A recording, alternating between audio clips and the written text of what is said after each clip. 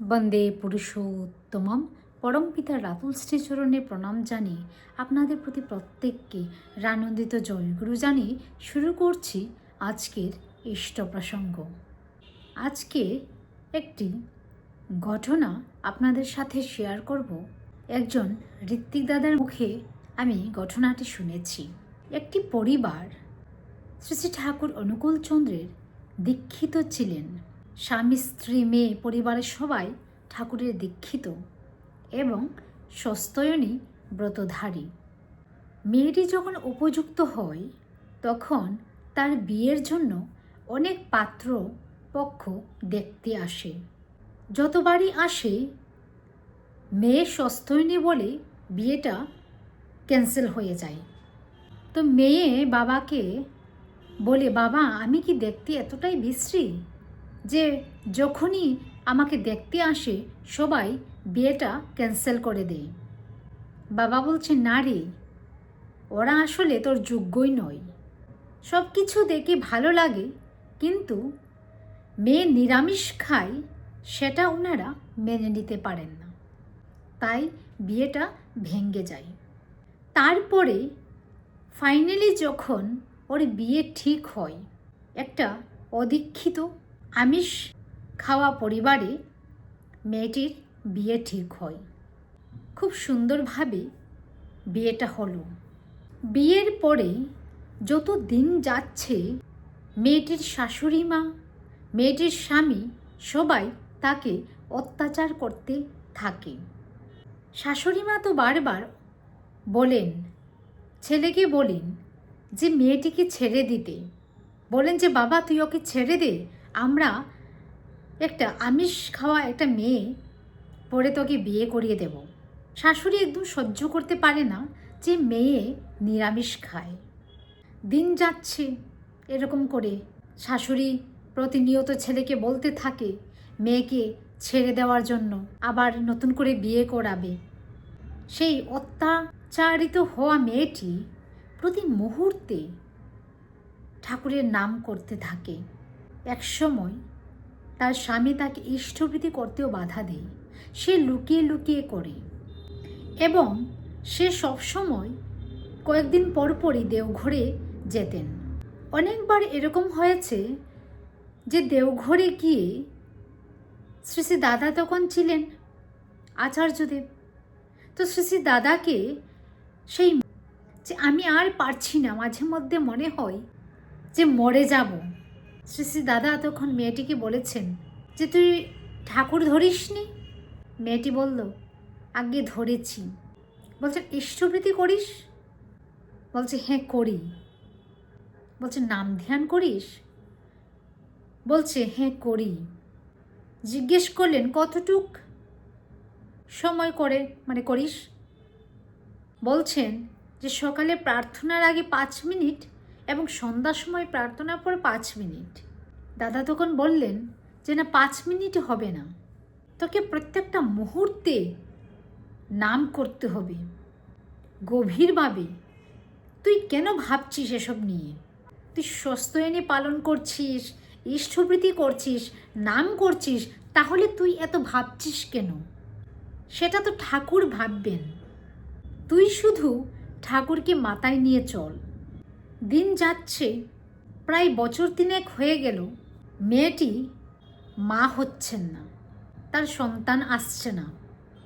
এখন তো পরিবারে আরও সমস্যা বেড়ে গেল। শাশুড়ি মা একদম ক্ষেপে গেছেন, বলছেন এই মেয়ের দ্বারা কিচ্ছু হবে না। ছেলেকে বলছে তুই তাড়াতাড়ি ওকে তাড়িয়ে দে, ওর বাড়িতে পাঠিয়ে দে, ডাইভোর্স দিয়ে দে, আমরা আবার নতুন করে তোকে বিয়ে করাবো। মায়ের কথা মতো বোঝা যাচ্ছে যে ছেলেও হয়তো কিছুদিনের মধ্যেই রাজি হয়ে যাবে।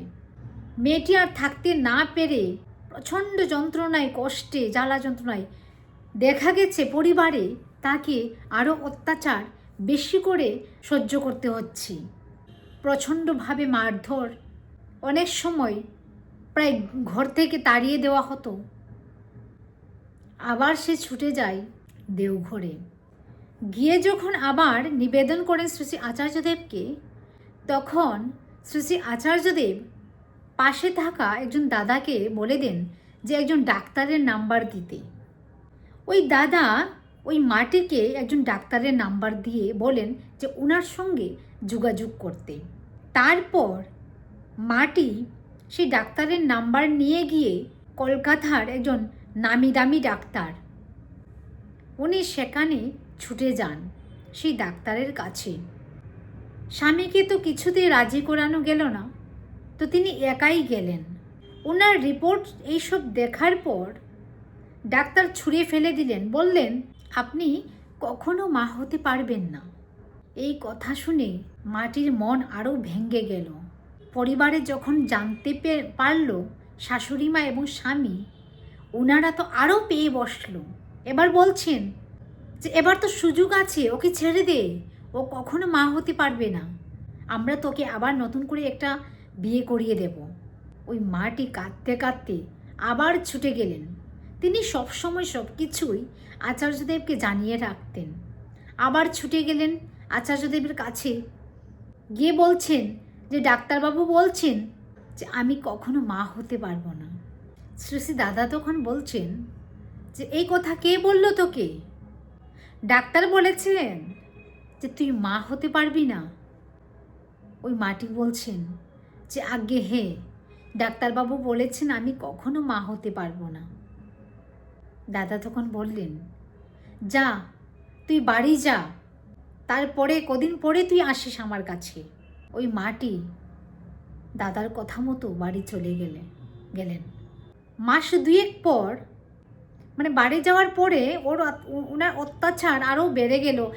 স্বামী অনেক মারধর করতো, শাশুড়ি মা একদম সহ্য করতে পারতেন না, বারবার তাড়ানোর কথা বলতেন, এরকম চলছে। কিন্তু স্বামী তো হাজার মারধর করলেও একটা সময় আবার স্ত্রীর কাছে চলে আসে। তো এরকম ওনারা আবার একসঙ্গে থাকা শুরু হয়। তো যখন মাসখানেক গেল, তখন দেখছেন ওই মাটির পিরিয়ডের সাইকেলটা মানে বন্ধ হয়ে গেছে। তখন উনি বাড়িতে এই যে সেটা টেস্ট করে দেখলো যে ওনার পজিটিভ হয়েছে।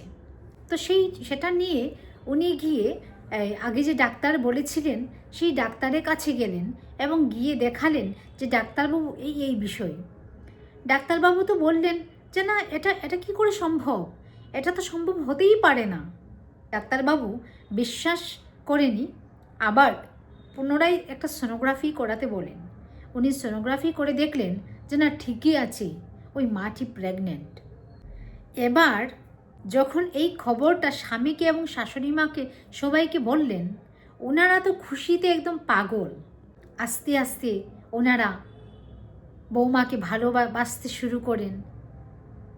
পরে দেখা গেল যে ওই মাটির একটি পুত্র সন্তান হয়েছে এবং ওই মার গুণে ওনার স্বামী, ওনার শাশুড়ি মা, পরিবারের সবাই দীক্ষা নিয়েছেন, ইভেন সস্তনীও নিয়েছেন।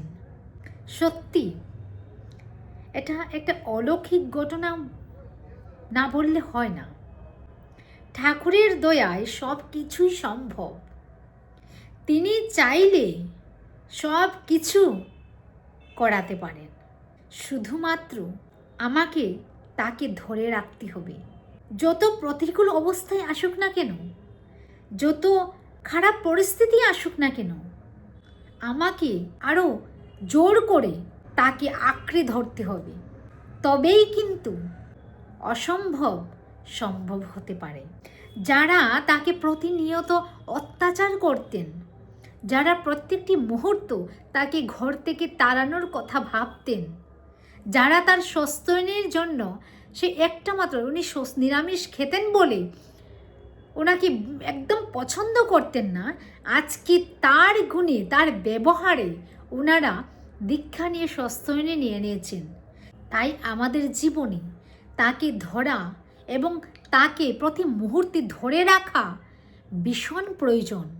আমি অনেক দেখেছি এরকম প্রতিকূল অবস্থায় স্বামী মারধর করছে, শাশুড়ি বকছে বলে সস্তনে ভেঙে ফেলে কিংবা ইষ্টবৃত্তি বন্ধ করে দিই। সেই মাটি কিন্তু ছাড়েননি, প্রত্যেকটা মুহূর্তে তাকে ধরেছিলেন। প্রত্যেকটা মুহূর্তে সব কিছু, সে যে আচার্য সঙ্গ করলে কি হয়, উনি বারবার একাই, স্বামী যেতেন না, একাই ছুটে যেতেন ঠাকুর বাড়ি। তার দয়ায় সবটাই সম্ভব। জয় গুরু।